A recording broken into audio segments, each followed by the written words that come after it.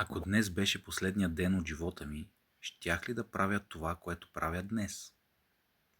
Това е въпрос, който Стив Джобс си задавал всяка сутрин.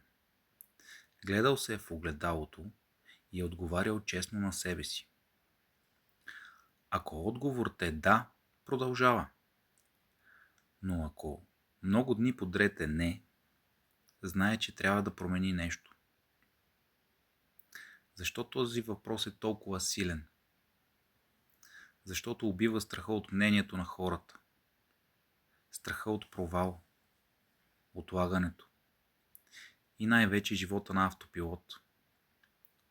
Когато осъзнаеш, че времето ти е ограничено, остават само нещата, които наистина имат значение. Стив Джобс казва: да помня, че ще умра скоро, е най-важният инструмент, който ми помага да вземам големите решения в живота. Ти какво избираш днес? Ако отговорът ти е не много дълго време, може би е време да промениш нещо. Ако искаш да видиш как аз го правя и променям живота си към по-добро, пиши промяна в коментаря или ми пиши на лично съобщение. Ще ти отговоря. Благодаря.